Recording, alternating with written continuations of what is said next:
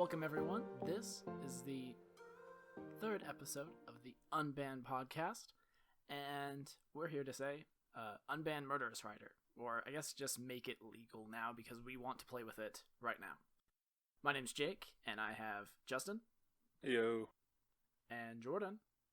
I am Jordan. He really is. And we're going to talk about a little bit of Magic the Gathering this week. So coming up, we got Throne of Eldraine. We've got a bit of Modern talk because Jordan and I might be playing that this weekend. And just a few other things we're going to sprinkle in here and there. So let's just jump right into it. First, we got a bunch of new spoilers for Throne of Eldraine. I'm not sure exactly when the spoiler season's going to end, but it just is the gift that keeps on giving. This set looks crazy. Eldraine looks insane. Like, straight up nuts. These cards are... They're not... I don't know if it's going to have the impact that War the Spark did, but there's some really good cards in this. I've got a couple of them pulled up. So I was really skeptical about the set, I'm going to be honest. But the more and more that gets announced, it's looking much more promising than I really thought it would be. Even with the adventure mechanic, which I really was not a big fan of when it came out. I really am liking adventure. It's giving me flashback vibes, like I mentioned last week, where you just get to cast the card twice. The coolest thing is if you somehow return the creature to hand, then you get to cast it again, which is nuts. Like, the fact that it doesn't exile if after the creature dies is insane to me. It just gives you so much potential to grind out. There's just a bunch of value in this to begin with. Just the fact that pretty much every single adventure card, if you cast both halves, is just a 2-for-1. That's just the templating. It's just 2 effects on one card, every single one. And they're all really flexible, too. There's, like, one that's a giant. It's a giant, a literal giant, and it destroys all non-giant creatures for its adventure. There's just stuff everywhere. But we're not going to talk about all that. We just got a few picked out for this week because we are still waiting for the full spoilers. Still. Please hurry. Speaking of all of the value, I want to go into... Can I go with my 2 picks that I want to look at first? Sounds good. This is 1 and 2 blue. The adventure part of it is an instant called Petty Theft. It says, return target non-land permanent an opponent controls to its owner's hand, and it costs 1 and a blue. The creature half is the 1 and 2 blue, and it's a 3/1 flash flying. It can only block other creatures with flying. Now, the thing about this is that both sides of this are instant speed. So if you have 5 mana, like if you're a blue-based control deck, you can use this as a 5-drop, return their best non-land permanent to their hand at say, their end step, and then you get a 3/1 out of it, which to me seems very solid. And you can also use Petty Theft in the early game to gain tempo, and then later on flash in Brazen Borrower once you've stabilized as your way to win the game. Like, everything about this card, it just is amazing to me. I love it. Yeah, it's a lot like Vendilion Click, right? Same cost, same stat line, fairy, flying. Just non-legendary. Oh, it's not legendary either. Wow. It's true. You can have a few of these out at the same time. See, that's what I was thinking about, was using it as a blocker and using Petty Theft from one in your hand to bounce it after a block and then just flash it at the end of the turn. You can reset it with itself. I hadn't even thought of that. Oh, no, you can't. Sorry. An opponent controls. Oh. You can reset theirs. Our grand plans. The other cool thing about this card is that Teferi is still in the format, so if you're playing like at blue-white control, then you can bounce this to your hand, draw a card, and then do it again. And Teferi also plays really well with my second card, which I'd like to get into, Fae of Wishes. This one is a 1 mana, 1 blue, fairy wizard. It's a 1/4 on the creature half with flying. And then it has an effect, but I'll come back to that. The sorcery part is the adventure part. You may choose a non-creature card you own from outside the game, reveal it, and put it into your hand. Now, Teferi plays really well with this card because if you bounce it after using the tutor, you get a tutor again. And the effect it has is that you can discard 2 cards to return it to its owner's hand. But if you use Teferi on it, then you don't have to pay the extra cost to get back your wish. You just get a wish over and over again while drawing a card. The kind of fairy shell, the like blue, and I think there's a few white cards as well that kind of play into this sort of strategy. It's looking really powerful. Just the 3/1 Brazen Borrower, and being able to wish is something that I don't think a lot of people value as highly as they should, especially since it's a non-creature card you can go and get. It's a lot you can get with that. Planeswalkers are non-creatures. You could just go fetch up yourself a, I don't know, Ugin, anything big that you need, something small. You could literally play mono blue control right now in standard with Ugin as your win con, and you could wish for it with this. And then use the other card as another win con / a way to, slow down the game. It seems really good. So, in my opinion, granted, I don't play standard that much, but I feel like it's not going to be as good in standard. I could see this being a house in modern, especially, even if you don't have anything that would work, which, if you're playing it, you should have something in your sideboard that works. Just having that body that can technically bring itself back, or let's say you play a blue-red Phoenix deck. This just dumps 2 cards in your hand for 2 mana. That's true. We didn't really think about the discard 2 cards as an upside. If you just play this out as an early blocker, later on you can discard Phoenixes, you can discard jumpstart cards in standard, flashback cards in modern. There's actually a lot of possibility there for just getting more value off of this card. Or even reanimate targets, like Grizzlebrands and Emrakul's. Being able to discard 2 is actually kind of nice to stock the yard. I don't know that an Arclight Phoenix or a deck like that would be able to utilize it just because that deck needs to keep putting cards into its hand, but definitely isn't something to be overlooked, that there are quite a few decks in Modern and Legacy that want cards in their graveyard. And even aside from that, a few of the cards in the set, Blue-Black Fairy players might be pretty excited about them. That is true. The Blue-Black Fairies deck is kind of a tier 2 deck, but with all the love it's been getting with the fairies in Throne of Eldraine, it might get a big enough boost to be a real deck. Are you saying that Bitter Blossom might get banned again? If they ban Bitter Blossom again after this set, I will be extremely surprised. You know what you should do? You should buy Bitter Blossom right now from our sponsor. I'm joking, we don't have a sponsor, but you should buy Bitter Blossom. Yeah, I mean, they're probably going up as we speak.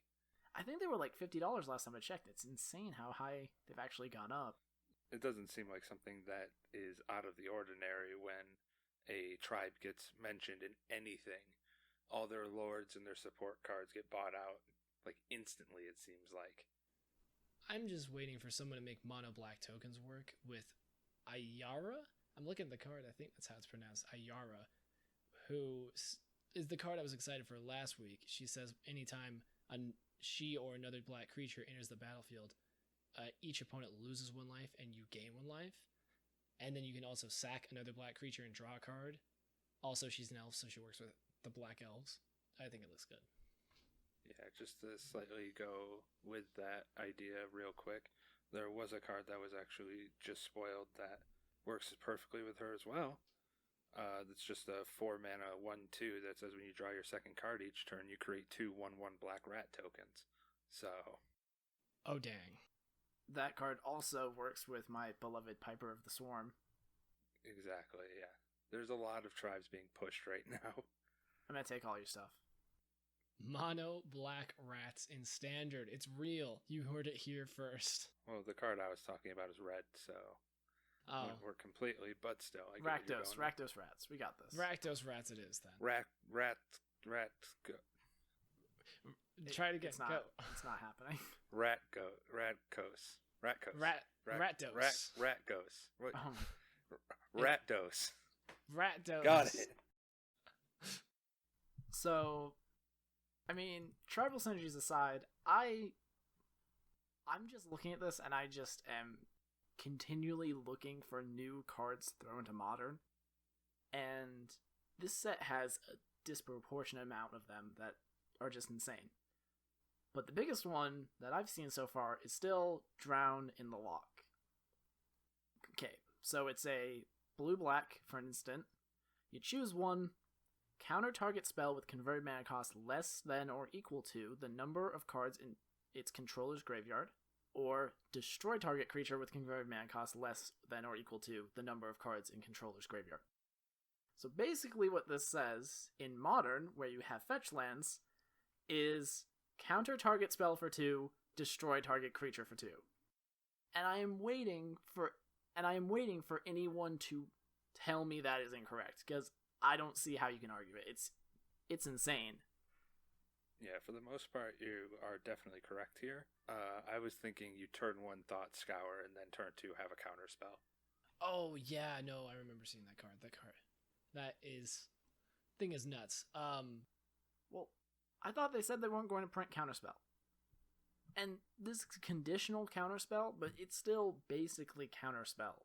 So what you're telling me is that Blue-Black Delver is a real thing? I think Grixis control might be a real thing off of this. We already had Counter Squall, which got outclassed by Dovin's Veto, but I'm really excited to jump into a Grixis shell and just throw this in and see how it plays. Because with Thoughtseize, Inquisition, some Thought Scours like Justin mentioned, I don't think this is that hard to turn on. I think it's just always going to be on for every spell they cast, unless they're carning you, in which case you probably have bigger problems. And then I want to mention one more card that I didn't think of, but speaking of the Loch, Emry, Lurker of the Loch, is 3 mana, costs 1 less for each artifact you control, 1 generic less, I should say. And it says, when it enters the battlefield, put the top 4 cards of your library into your graveyard. You can tap it, choose target artifact card in your graveyard. You may cast that card this turn. It's a Merfolk Wizard, by the way, so relevant creature types too. And the stat line is 1/2, but that doesn't matter. The point is this enables degenerate artifact stuff. I think there was about 7 or 8 infinite combos that were being thrown around on Reddit with Emry in Modern. She's nuts. She's crazy. I'm going to go on a little tiny mini Jake rant. I do lots of these. Get used to it. The fact that Wizards of the Coast thinks that it's okay to continually print artifact combo enablers, someone over there does not have their head on right. Either that, or they really love playing artifact decks, and they just want them to be busted. Mark Rosewater's favorite deck is Wurza. It seems like every other set we get some new busted thing for Affinity, or Wurza, or anything. Even that symmetrical tutor from M20 is good in, what's the deck? Lantern Control. Like, you can tutor for anything, and then you just use your lantern pieces to get rid of the thing they tutor. Ooh, I hadn't thought of that. I'd really like to see someone playing that. Yeah, I mean, it's kind of like how I was playing that card in Standard with Ashiok. That card is very easy to break, honestly. Scheming Symmetry is the card you were saying, by the way. Yeah, Scheming Symmetry. Very good card. Also gets better with the set, by the way. Lots of mill pieces, or at least setting up mill pieces in the set. But back to Emry, this is just gross. It's just gross. I was going to say, even if it's doing fair things, it's still way more powerful than most enablers. And this is going to be in Historic, which has Sai and Mox Amber and a bunch of ways to combo with those cards. The Kethis combo deck. If they put Paradoxical Outcome in Historic, I will immediately be playing only that deck, by the way. I love Paradoxical Outcome decks. It's the only artifact deck I can stand. Yeah, they're goofy, for sure. And speaking of busted things, let's talk about Once Upon a Time for a second. Once Upon a Time is 1 in a green for an instant. The actual effect of this card is look at the top 5 cards of your library. You may reveal a creature or land card from them, put it in your hand, and put the rest on the bottom of your library in a random order. But it has this interesting little bit of text which just says, if this is your first spell of the game, you don't have to pay the mana cost. So if you have this in your opening hand, it's like a ley line where you just get an effect for free. And there are decks in Modern and I think currently Standard with Field of the Dead that are just trying to find specific lands or specific creatures to go off and win. And this is a free peek to go find one of your missing combo pieces with the London Mulligan. Or you keep a no land hand or 1 land hand with this in it, and then you just get to get your first land. You just guarantee your land drop. Even that's awesome. Like, that's really good. I think that's what I kind of want to touch on, is a lot of people were saying, hey, this goes in Tron, this goes in Neobrand, this goes in, I guess, ramp decks and standard, lots of things. But I was actually kind of interested in this card for Jund, because it's a free instant, so you grow your Goyf bigger, and then it finds you a threat or a land, depending on which one you need. It's kind of like Winding Way, but it's free, and instant speed.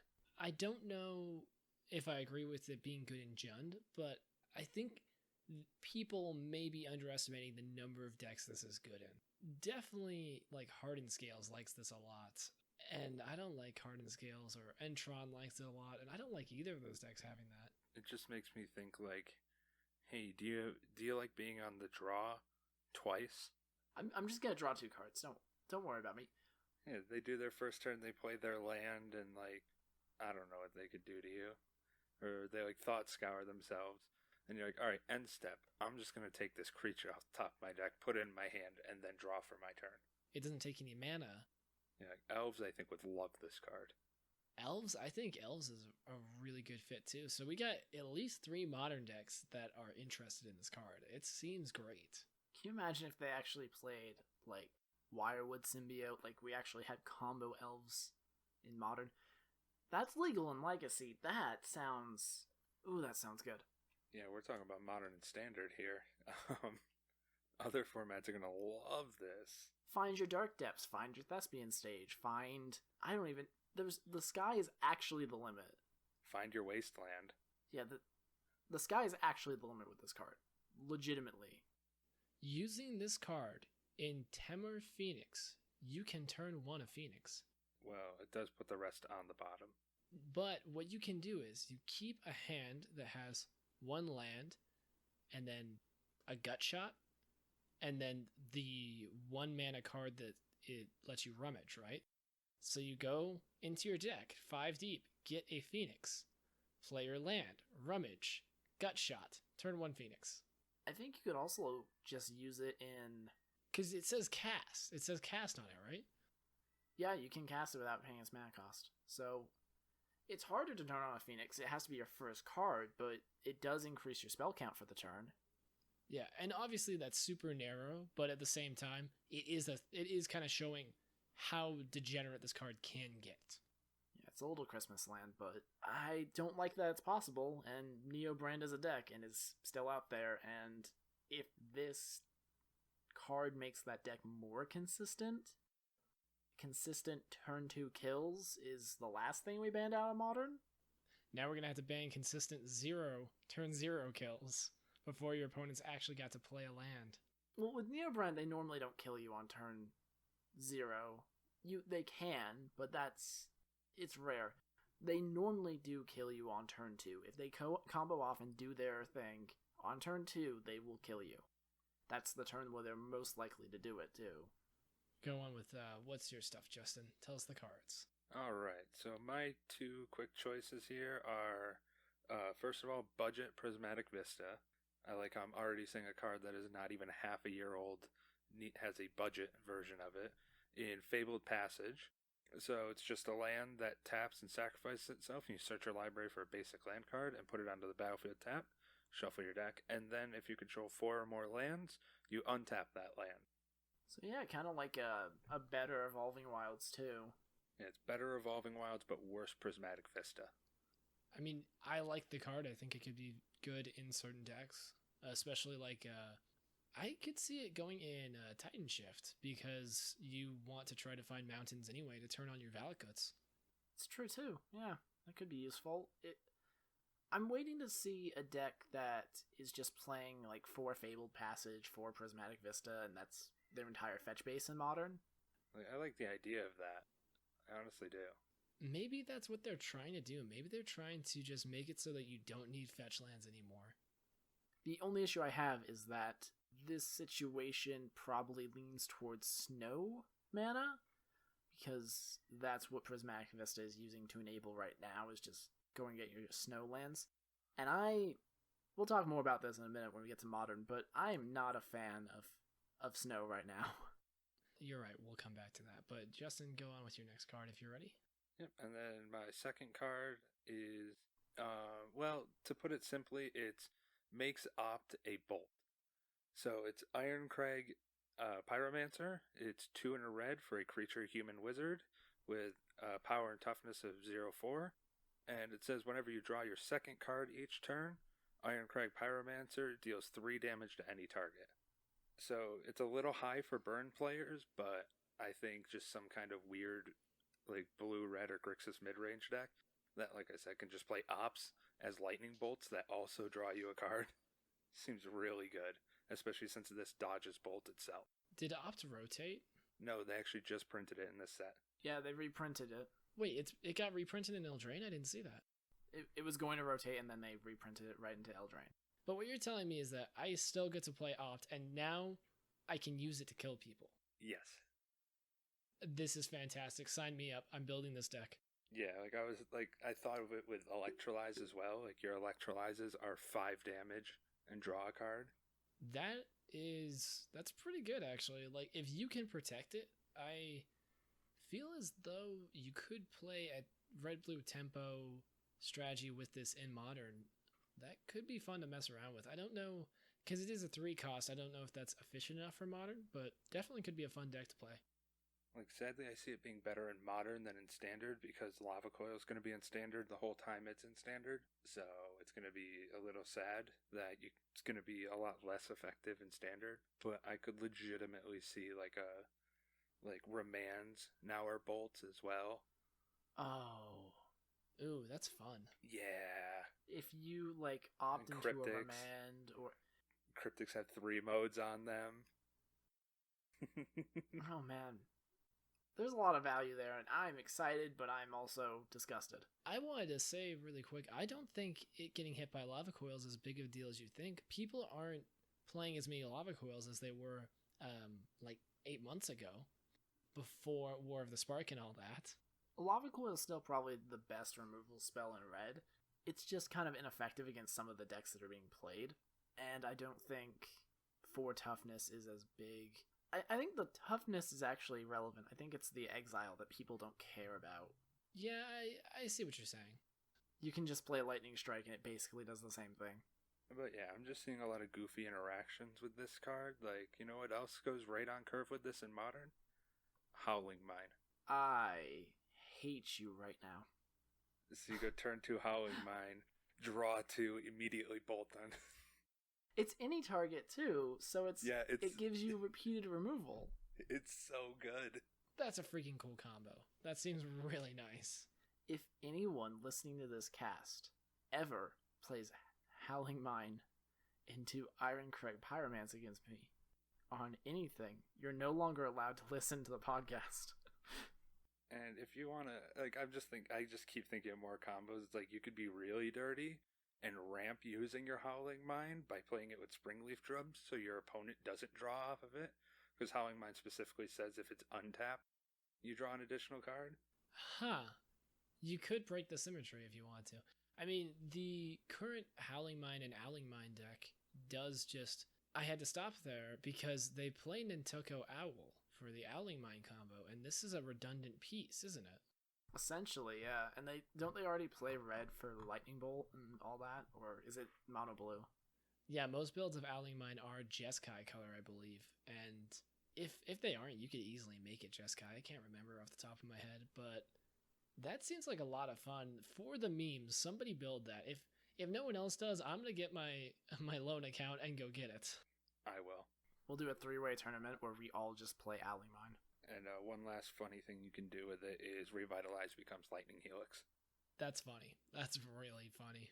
Yeah, this enables so many really goofy things that you could actually do. What if you played that with, what's the card that when you gain life you deal damage, and then when you deal damage you gain life? The box top. The box topper? Yeah, it was like it turned Fire your Song stuff. Sunspeaker. Yeah, that card. Well, that doesn't draw you cards, I don't believe. No, but Revitalize with that would be cool, and it's also in red. I'm just spitballing. It sounds kind of fun. I'll throw it in my Fire Song and Sunspeaker commander deck. How's that sound? Ah, hell yeah. I just like how they think that, you draw your second card each turn. That's such a restriction. I mean, if you look at the rest of the set, I don't think they're thinking about restrictions. They're thinking about where can we push the envelope. Yeah, they definitely have. They're swinging for the fence a little bit. Just a little. Well, I think that we are getting a little low on time this episode, so we are going to move on from Throne of Eldraine. But next week, it's going to be all about Eldraine all the time. We're going to have our favorite picks from the set. Full spoilers should be out by then, so come back for that. If you want to gauge how excited we are from the set, we talked for like half the episode just now just about those cards. And this was not supposed to be a spoiler episode at all. Yeah, we talked about 6 cards. Anyway, going on to Modern. So Jordan and I are heading to an MCQ this weekend. Gonna try to qualify. So, you want to talk about what we're playing this week, Jordan? Well, as you may have guessed from me saying that I thought it was good last week, my plan is to play Storm.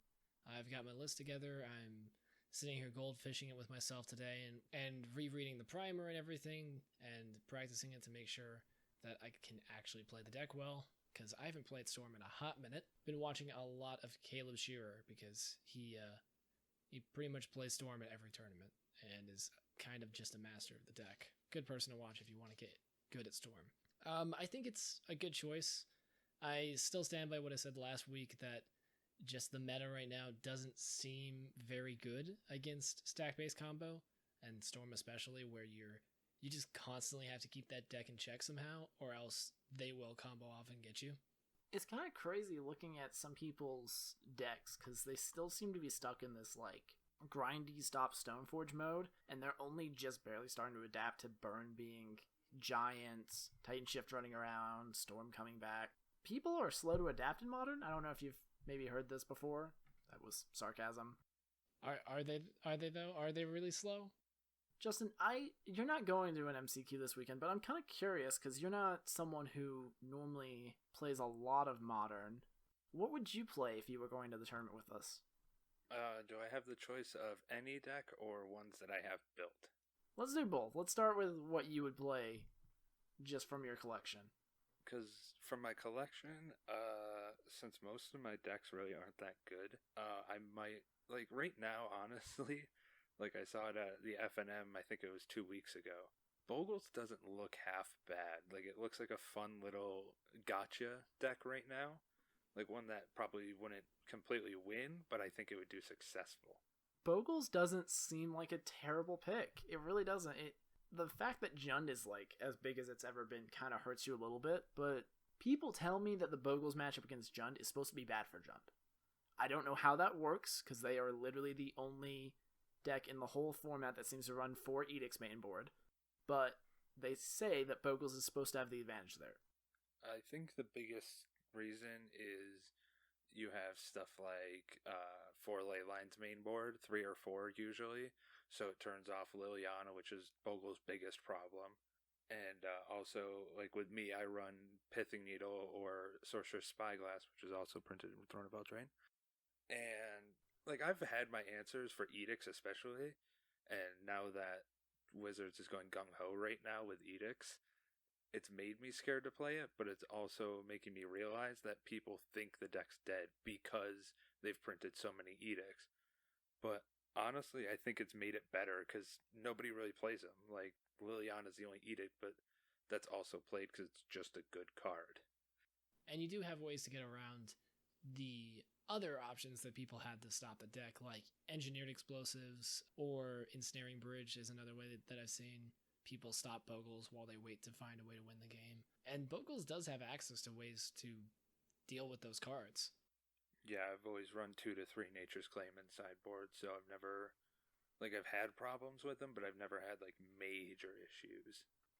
I actually won a game via deck out against a Fairies deck because he had, like, Ensnaring Bridges, and I didn't think a Fairies deck would be running Ensnaring Bridge post board, so I didn't have any, and I didn't think Bitter Blossom was that big of a deal.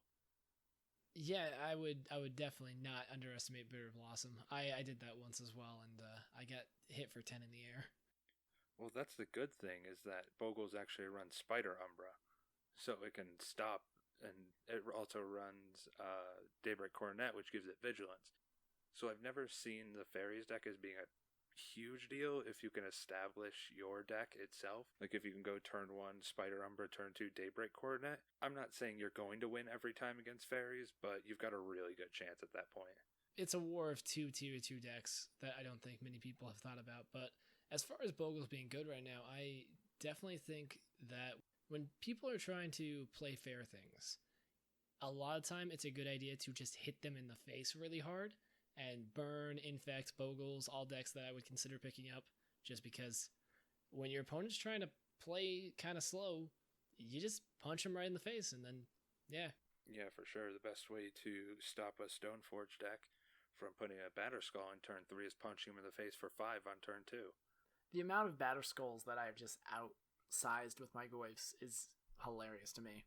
It's just an absolutely irrelevant card against all the decks I play. By the way, not to sidetrack this, but just going on with Bogles, I found out the best matchup with Bogles is Affinity. Not Hardened Scales. Not Hardened Scales Affinity. A Hardened Scales Affinity destroys Bogles. But just normal Affinity, before they added Hardened Scales, was the most fun you could ever have playing Bogles. Because it was just 2 decks punching each other for 20 every turn. Or if they didn't get the Ink Moth. If they didn't get the Ink Moth, it was just decks punching each other for 20 every turn, because Vault Scourge punches you for 20, and you've got your Daybreak punching them for 20.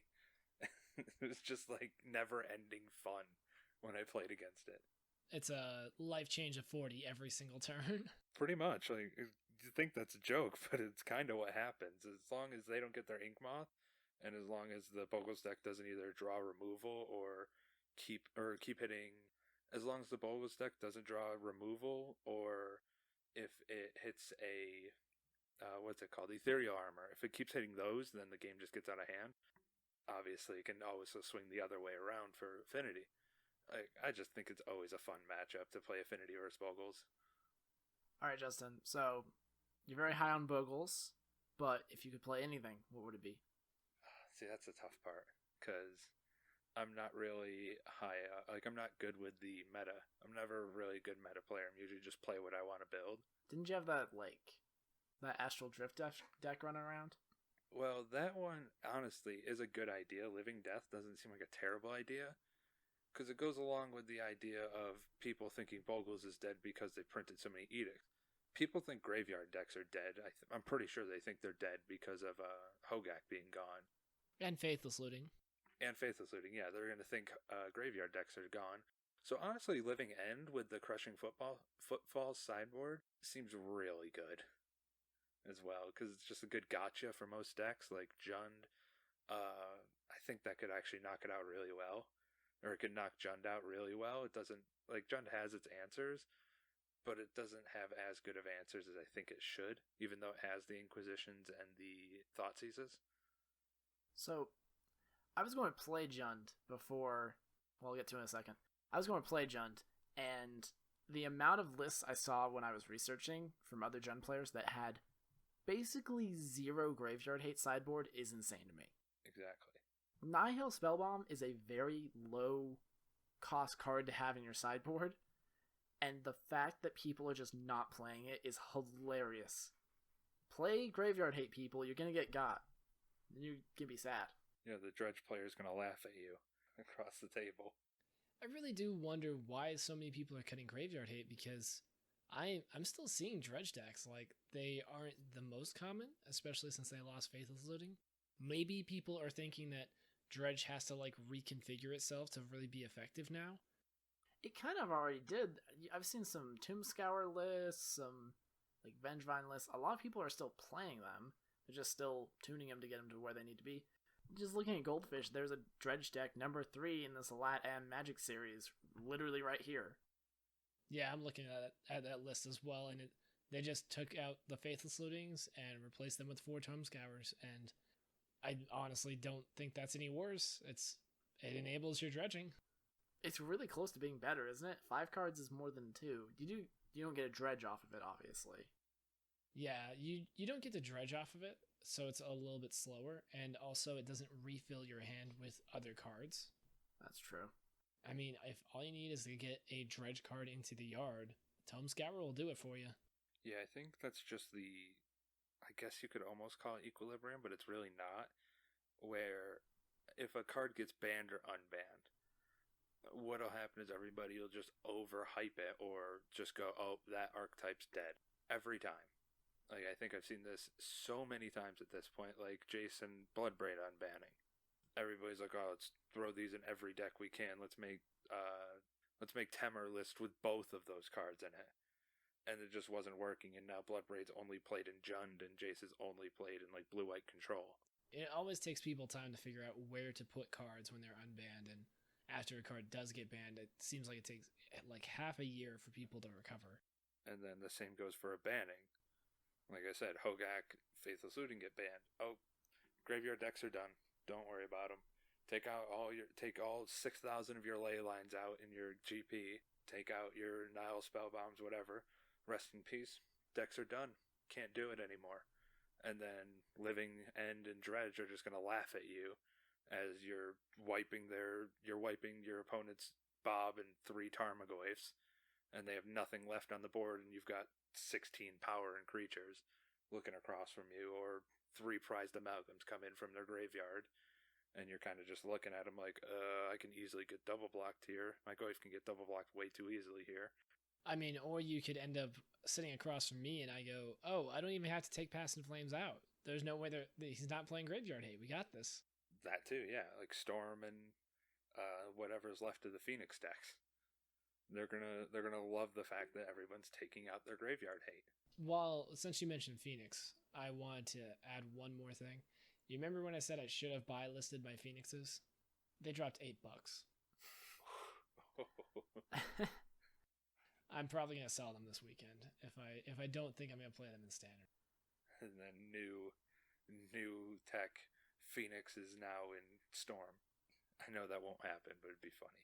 I'm actually scrolling right now, trying to just find a Phoenix list, and I'm not finding one. No one's playing it anymore, man. It's just time to bury the deck. All I'm saying is you use Gifts Ungiven. They're like, oh, take your Phoenixes or whatever. I don't know.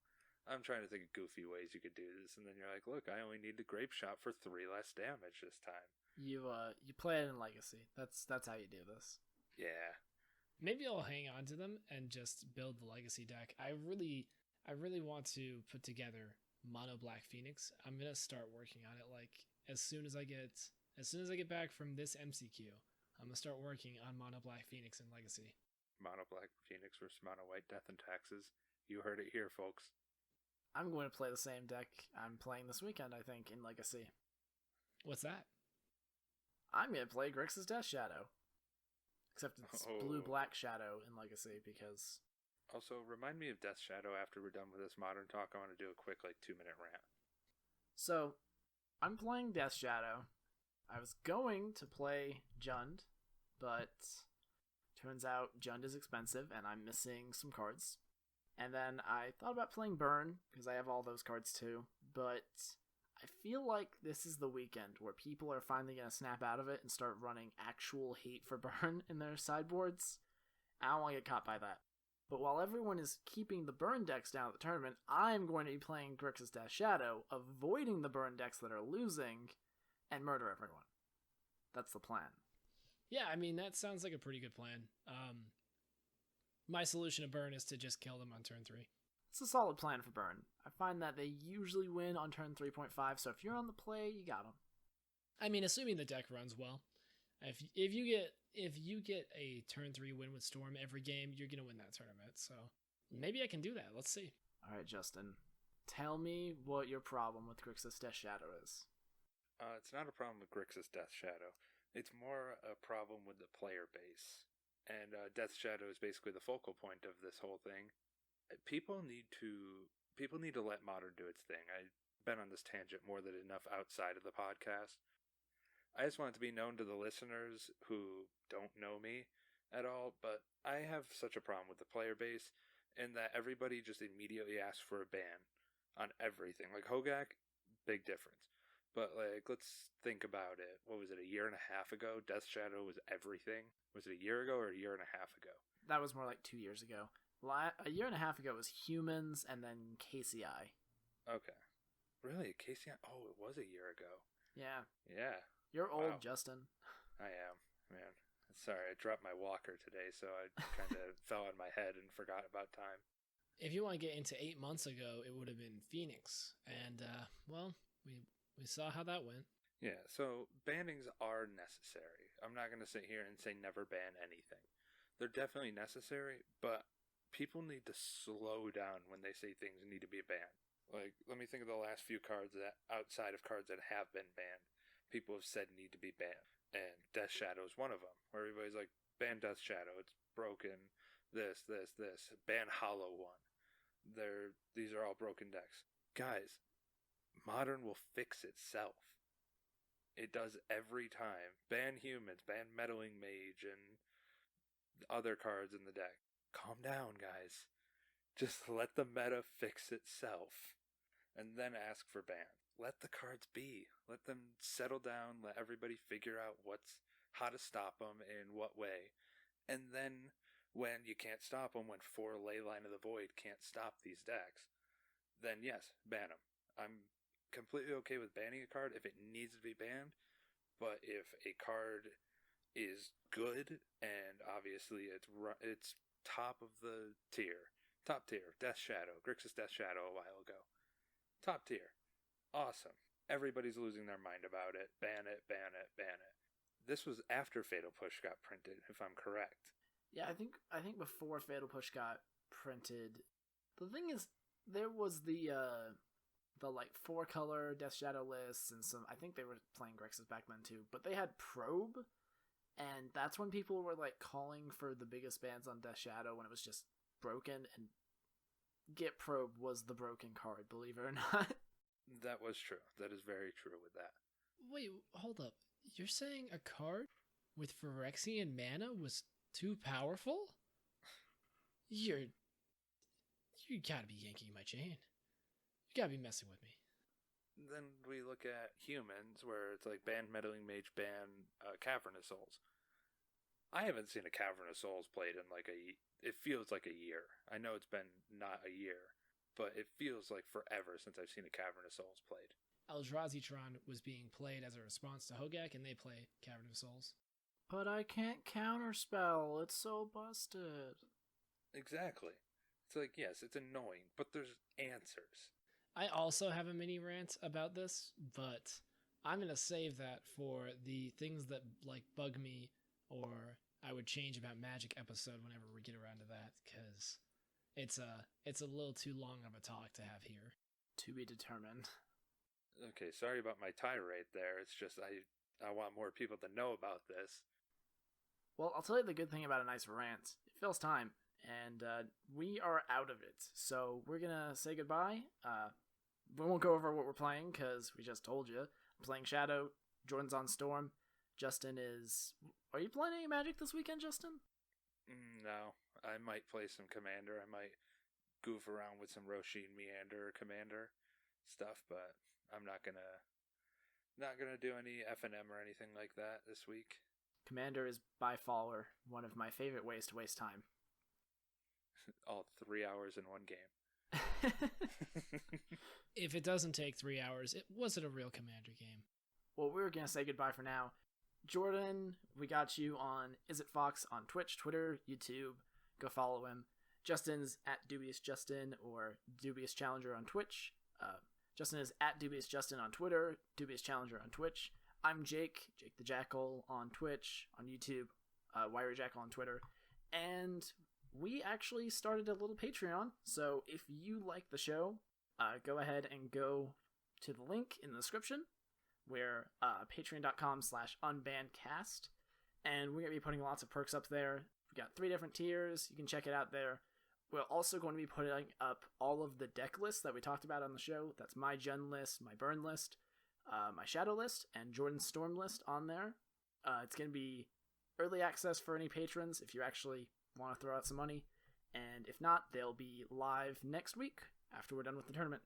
And I may also be putting together behind-the-scenes stuff like bloopers or maybe interesting things that I thought were cut, that I had to cut from the show. So, And next week, in our Throne of Eldraine spoiler episode, I'm going to throw up some decks for the first week of Throne of Eldraine Standard for you guys to look at.